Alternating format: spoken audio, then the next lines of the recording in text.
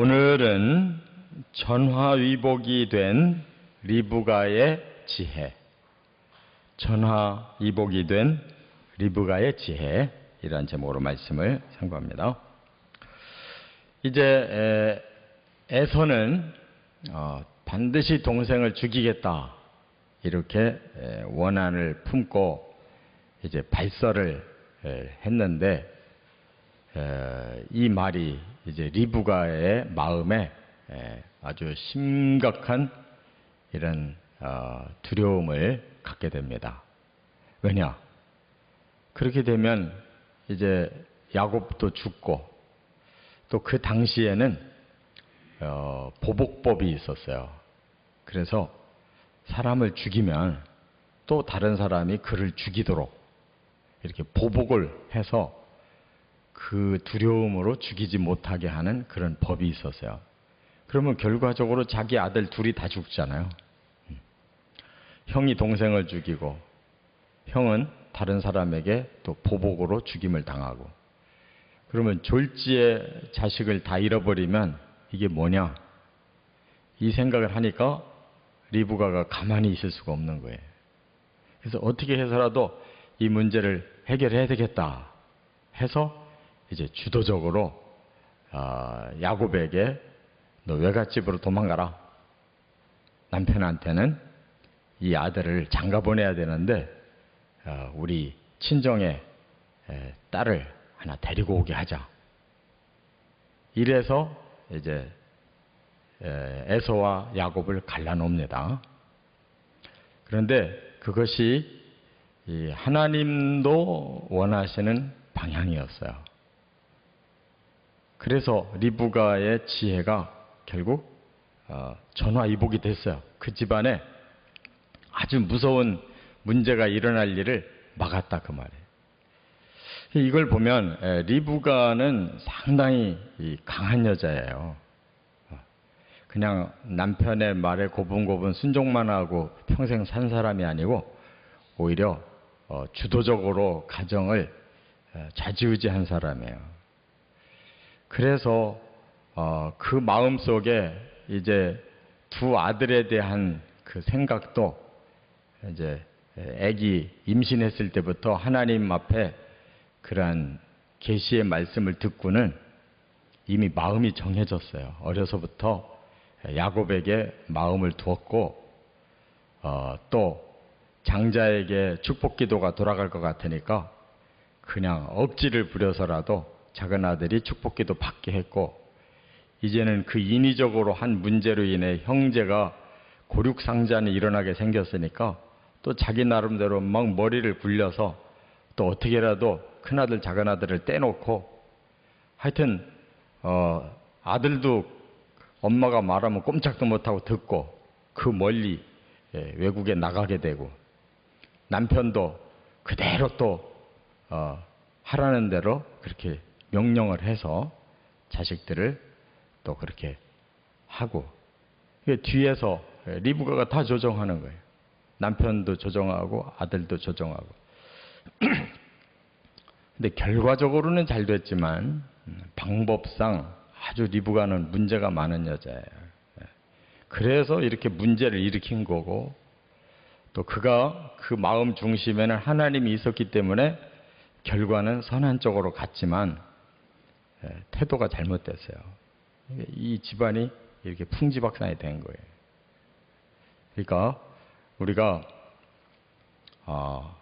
자기 질서를 알아야 되고, 또 하나는 하나님을 믿는 건 좋은데 자기 마음대로 믿는 건 안 되는 거예요. 하나님이 그런 방법을 원할 리가 없잖아요. 기도해보고 하나님이 원하는 방향과 방법까지 찾아가지고 행동하는 지혜가 있어야지, 하나님의 방향은 안다 하면 자기가 그 다음부터 무조건 행동해버리는 이러한 지혜는 잘못된 겁니다. 그래서 우리가 정말 하나님의 뜻을 알고 하나님의 방법까지 알고 따르는 그런 진짜 지혜를 가지시기 바랍니다. 자, 오늘 세 가지를 해결했어요. 첫째, 42절부터 45절까지 보면 고륙상잔을 막았다 하는 거예요. 틀림없이 그가 지혜를 발휘해서 행동을 하게 한 것이 결국 고륙상잔을 막았습니다. 그러니까 에서는 지금 죽이려고 마음을 먹고 있어요. 그래서 이미 야곱이 집을 나간 것 같아. 딴 데 사는 것 같아. 다른 종을 야곱에게 전가를 보내서 불러다가 너 형 에서를 피해서 외갓집에 가 있어라. 얼마 동안만 가 있다가 형 에서 화가 풀리면 내가 사람을 보내서 너 불러올게. 그랬어요. 근데 리브가는 불러오지 못하고 그대로 먼저 죽어버렸어요. 그러니까 불러올 수가 없었던 거죠. 에서가 마음을 안 푸른 거예요. 야곱이 스스로 20년 있다가 돌아올 때에도 400명 군대를 이끌고 나왔으니까 그 원한이 얼마나 복받쳤는가를 알 수가 있죠. 동생 때문에 내 인생 망쳤다. 그러니까 그런 짓을 하게 만드는 리브가가 이제는 또 두 사람을 별거를 시키려고 이렇게 작전을 하는데 일단 그것이 성공을 해요. 고륙상잔, 이 고륙상잔이라는 말은 뭐냐면 뼈와 살을 같은 사람, 그러니까 고륙이 같다 그 말이죠. 상잔, 서로 해친다는 거예요. 그러니까 형제지간에 이 싸움이 일어나는 걸 고륙상잔이라고. 이렇게 일단은 자기 지혜로 막기는 막아요. 그러나 또 그 뒤에도 후유증을 또 알아요. 야곱이 20년 동안 고생을 진탕하게 만들어요. 엄마 때문에. 그 보고 싶은 가족들 떠나서 외갓집에서 20년 동안 속아가면서 종노릇했어요. 엄마 때문에. 그 자식이 골병 들었어요. 얄팍한 지혜는 후유증이 많은 거예요. 그리고 리브가도 불행했어요. 아들을 오매불망 기다리다가 죽었어요. 마음에도 안 드는 에서는 옆에 두고 살고 사랑하는 아들 야곱을 멀리 보내가지고 평생 보지 못하고 죽었어요. 그게 무슨 지혜예요? 그러니까 바로 코앞에 있는 것만 보는 지혜는 진짜 지혜가 아닙니다. 두 번째, 27장 46절부터 28장 5절까지 보면 정통한 혈통을 이었다. 이게 이제 긍정적인 거예요. 리브가가 제안한 것은 우리 친정의 조카들 중에 야곱의 아내감을 찾아서 오게 하자. 이걸 명분으로 이삭에게 설득한 거예요. 그러니까 이삭이 그 말에 이제 받아들이게 돼요. 왜? 이미 에서가 아내 둘을 맞이했는데 그 아내 둘, 그러니까 며느리 둘이 이 해족 속이에요. 가나안의 아주 정통한 족속들이에요. 그러니까 벌써 사는 그 양태가 서로 다른 거예요. 이 집하고 그 며느리들하고는 아주 이질적인 거예요. 그들은 우상 섬기고 또 아주 그 풍속이 아주 많이 타락한 그런 사람들이거든요. 그 하나님 믿고 경건하게 사는 집안에 들어와 가지고 더구나 두 며느리가 들어왔으니 얼마나 갈등이 심했겠어요. 일부 일처가 하나님의 그 창조 원리인데 벌써 두 명의 아내를 더구나 해족 속 가나안 땅 여자를 불러들여 놨으니 이 집안이 얼마나 많이 흔들거렸겠어요. 그래서 굉장히 부모가 근심을 했는데 리브가가 그걸 명분으로 딱 걸어요. 나 며느리들 꼴 보기 싫어서 살고 싶지 않았는데 작은 아들마저 그러면 어떡하냐. 그러니까 작은 아들 외갓댁으로 보내자. 그래서 이삭이 동의를 하는 거예요. 이삭도 머리가 이제 그쪽으로 돌아가는 거죠. 그래서 이삭이 축복 기도를 해요. 이제서 이제 제대로 된 축복 기도를 합니다. 야곱이 언약의 자손이라는 것을 이제 공식적으로 인정하는 기도였어요. 그래서 여기 보면 생육하고 번성하고 그리고 아브라함의 복을 다 이어받아라. 그게 뭐예요? 아브라함의 자손이 하늘의 별처럼 땅의 모래처럼 그 다음에 그 가나안 땅을 그들에게 준다고 그랬는데 그 복을 아브라함의 복을 다 이 아들에게 달라고 축복 기도를 해요. 그러니까 바로 아브라함, 이삭, 야곱으로 이제 언약은 내려간다는 것을 이삭이 공식적으로 인정하고 있어요. 그러면서 외국으로 보내요. 그래서 결국 거기서 또 라헬과 레아라는 두 여자를 얻어요. 그러니까 야곱도 정통한 그 외가댁의 여자들을 얻기는 했어도 여자들 때문에 또 평생 골치 아픈 거예요. 야곱도 두 여자를 얻어가지고 사랑하던 여자를 속아서 못 얻고 마음에 안 드는 여자를 먼저 데리고 살면서 7년을 더 봉사해가지고 끝내 사랑하는 여자를 얻어서 막 자식 경쟁이 일어나가지고 12명이나 낳고 배는 4배가 되고 4배를 통해서 12아들을 얻잖아요. 그게 행복이에요. 그러니까 이 모든 것이 리브가에서부터 이게 잘못 나온 거예요. 손자대까지 막 문제가 계속 일어나는 거예요. 잘 깨달아야 돼요. 얄팍한 지혜는 이렇게 많은 후유증을 준다고. 손자들까지.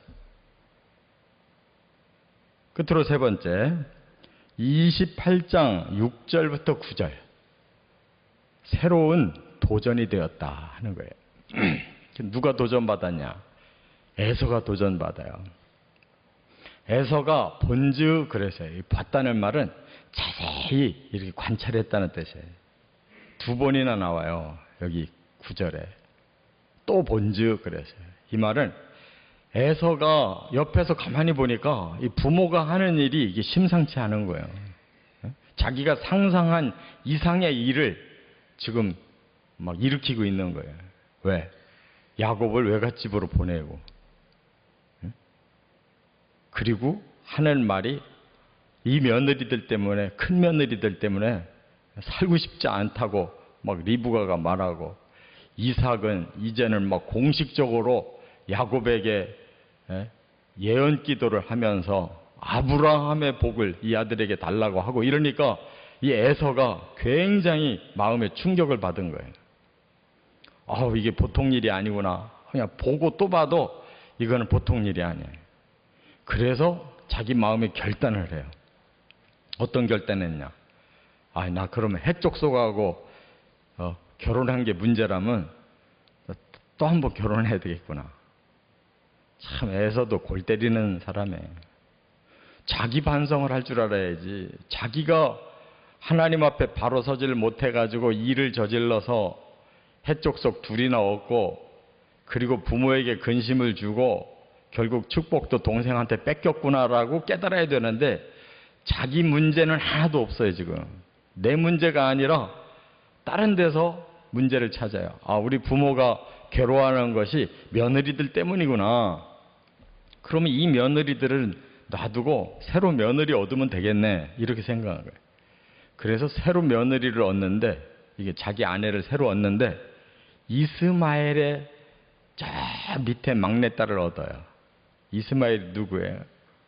바로 큰아버지 집이잖아요.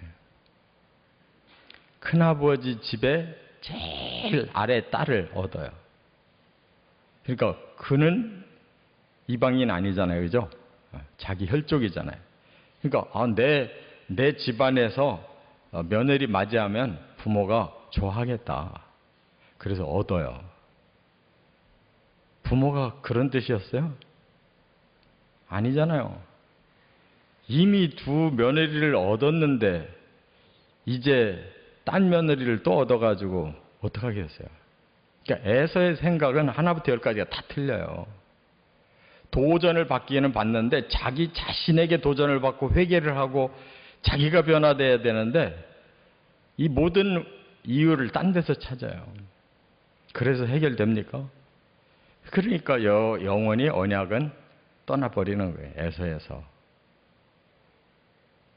이렇게 리브가의 지혜나 그로 인한 에서의 새로운 도전이나 이 문제들을 가지고 있어요. 그러니까 이게 바로 사람의 지혜라는 겁니다. 사람의 지혜로는 안 돼요. 하나님께 기도하고 하나님이 원하는 뜻이 뭔가를 찾아서 거기에 하나님의 선하신 방법으로 깨달으시기 바랍니다.